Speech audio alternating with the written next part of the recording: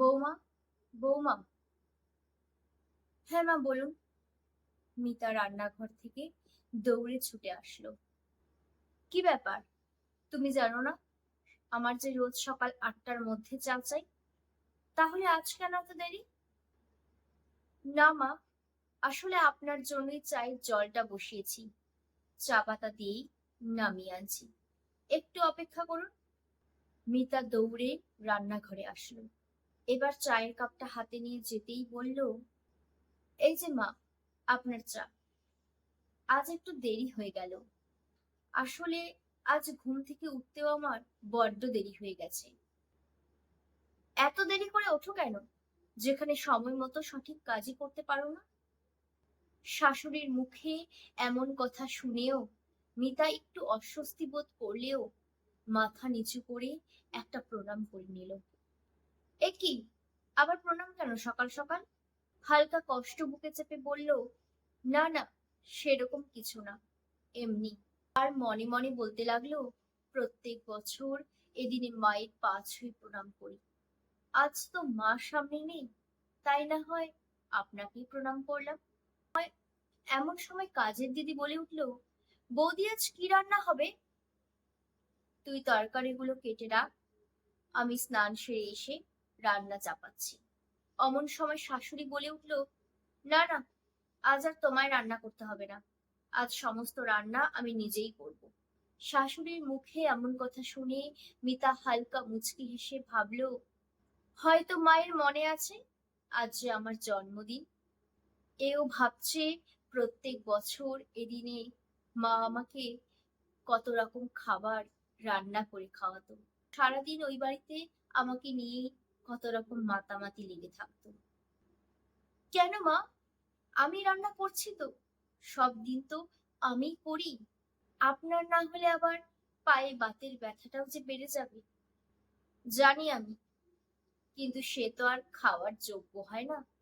খেতে হয়, তাই খাই। ঝোল না জল, তা তো বোঝা মুশকিল। আজ আমার মেয়ের জন্মদিন, তাই সমস্ত রান্না আজ আমি নিজেই করব। শাশুড়ির মুখে এমন কথা শুনেও মিতা একটু আশ্চর্য বোধ করলেও কিছু বলতে যাবে, কিন্তু বলতে গিয়েও মুখে কিছু প্রকাশ করলো না। মনে মনে ভাবতে লাগলো, এই 25টা বছর আমাকে নিয়ে কতই না উত্তেজনা থাকতো আমার ওই বাড়িতে। অমন সময় ফোনের রিং বেজে উঠল। মিতার মায়ের ফোন এলো। শুভ জন্মদিন সোনামা, মনে আছে আমার কথা? আজ যে আমার জন্মদিন। আমি তো ভাবলাম বিয়ে দিয়ে তোমরা বুঝি পরই করে দিলে আমায়। এটা আবার হয় নাকি রে? মায়েরা কি কখনো সন্তানকে পর করতে পারে? আজ একটু আসবি রে মা, বিকেলে? তোর জন্মদিনের জন্য তোর পছন্দের নলেন গুড়ের পায়েস রান্না করছিলাম, বেশি করে কাজু আর কিশমিশ দিয়ে। ওই যে তুই ঠিক যেমনটা খেতে পছন্দ করিস, ঠিক সেরকম ভাবে। মায়ের মুখের কথা শুনে মিতা কিছুক্ষণ চুপ করে রইল। এরপর উত্তর দিল, আমি যাব মা। আচ্ছা বেশ, তাহলে তুই চলে আসিস তোর সময় করে। মায়ের ফোন রাখতেই এবার শাশুড়ি মা পাশ থেকে বলে উঠল, আজ সন্ধেবেলা কিন্তু তুমি কোথাও যাচ্ছ না, তোমার মাকে বলে দিও, কেমন? মিতার এবার প্রচন্ড রাগ হলো শাশুড়ির ওপর। তবুও মুখে কিছু বলল না। নতুন সংসার, সবেমাত্র বিয়ে হয়েছে। শুধু মনে মনে ভাবতে লাগলো, শাশুড়ি মা যদি মা হয়ে উঠত, তাহলে সম্পর্কগুলো কত সুন্দরই না হতো। এমন ভাবতে ভাবতে দুপুর গড়িয়ে সন্ধে হয়ে গেল। বাড়ি ভর্তি লোকজন, চারিদিকটা কেমন যেন আলোয় ঝকমক করছে। অমন সময় দরজায় কলিং বেল বেজে উঠল। মিতা দৌড়ে দরজা খুলে দেখে, দুহাত ভর্তি কত জিনিস নিয়ে তার বাবা মা এসে হাজির। সে যে বাবা মাকে দেখে আনন্দে আত্মহারা। অমন সময় চোখ গেল শাশুড়ির দিকে। মা, আমি বুঝতে পারিনি বাবা মা যে হুট করে এভাবে চলে আসবে। এই কথা শুনে শাশুড়ি উত্তর দিল, আমি কি তাদের কখনো এই বাড়িতে আসতে মানা করেছিলাম? না মা, আসলে। তাহলে এই কথা বললে কেন? সে যাক গিয়ে, আপনারাই বা দরজায় দাঁড়িয়ে কেন? ভেতরে আসুন। বলেই মিতার হাতে একটা শাড়ি এবং গয়নার বাক্স ধরিয়ে দিল এবং বলল এগুলো পরে সুন্দর করে সেজে গুজে আসতে। এবার মিতা বলে উঠল, আমি কেন সাজবো? ওই যে আজ সকালে তোমায় বললাম, আজ যে আমার মেয়ের জন্মদিন, তাই তো তোমাকেও বলছি সাজার জন্য। মিতার মনে অনেক প্রশ্ন, তবুও আর কিছু কথা না বলে সোজা চলে গেল নিজের ঘরের দিকে। এবার কিছুক্ষণ বাদে শাড়ি গয়নাগাটি পরে সুন্দর করে সেজে গুজে ঘর থেকে বেরিয়ে এলো। বেশ সুন্দর লাগছে তো আমার মেয়েকে। শাশুড়ির মুখে এমন কথা শুনে মিতা অবাক দৃষ্টিতে তাকিয়ে রইল বেশ কিছুক্ষণ। ওভাবে তাকিয়ে লাভ নেই, এবার চলো তাড়াতাড়ি কেকটা কেটে নাও, দেরি হয়ে যাচ্ছে তো নাকি? আমি কেন কাটবো? তাহলে আর কে কাটবে শুনি? এত আয়োজন, এত তোড়জোড়, সবকিছু তো তোমার জন্যই।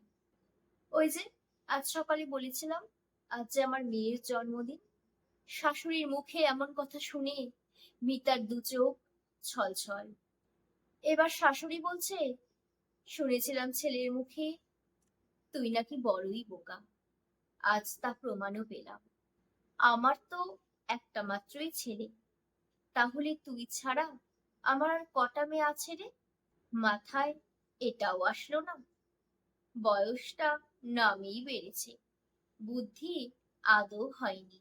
আসলে মিতা জানতো ওর যে দেওর বা ননদ কেউই নেই, কিন্তু সকাল থেকে একটার পর একটা ঘটনাতে সবকিছু যেন জট পাকিয়ে যাচ্ছিল। এবার শাশুড়ি মা মিতার মাকে বলল, আপনার পায়েসের বাটিটা বের করে মেয়েকে আশীর্বাদ করুন। মিতা বলল, আপনি এসব কি করে জানলেন? ও সব তোমার না জানলেও চলবে। মিতার মা পাশ থেকে বলছে, হ্যাঁ রে মা, তোর সাথে ফোনে কথা বলার পর দিদি ফোন করেছিল আমায়, বলল আজ সন্ধেবেলা তোর বাবাকে নিয়ে আমি যেন চলে আসি। দিদির ইচ্ছে ছিল এবছরের জন্মদিনটা এখানে এভাবেই পালন করবে। না না, শুধু এবছরের জন্মদিন নয়, এবছর থেকে আগামী প্রত্যেকটা বছর এখানে এভাবেই পালন হবে আমার মেয়ের জন্মদিন। এবার থেকে না হয় মেয়ের খুশি থাকার দায়িত্বটা অর্ধেকটা হলেও এই মাটাকেও দিন। আপনারা তো এই 25টা বছর আগলেই রাখলেন, এবার থেকে না হয় আমি সামলাই, দেখি পারি কিনা। সমস্ত পর্ব মিটে যাওয়ার পর মিতার শাশুড়ি মিতার চিবুক ধরে চুমু খেয়ে বলল, কি রে, থাকবি তো আমার মেয়ে হয়ে? মিতার দু চোখ জলে ভর্তি, মুখে কিছু প্রকাশ করতে পারল না। শাশুড়িকে জড়িয়ে ধরে মনে মনে ভাবলো, আজ থেকে তো আমার দুই মা। এবং এও ভাবছে, প্রত্যেক শাশুড়ি মা চাইলেই হয়ে উঠতে পারে প্রত্যেক মেয়ের আরেক মা। তাহলে সম্পর্কগুলো কত সুন্দরই না হতো। বৌমা এবং শাশুড়ির সম্পর্ক, না না, থুরি, মা এবং মেয়ের সম্পর্ক। নমস্কার। কলম এবং কণ্ঠে তন্মী রয়।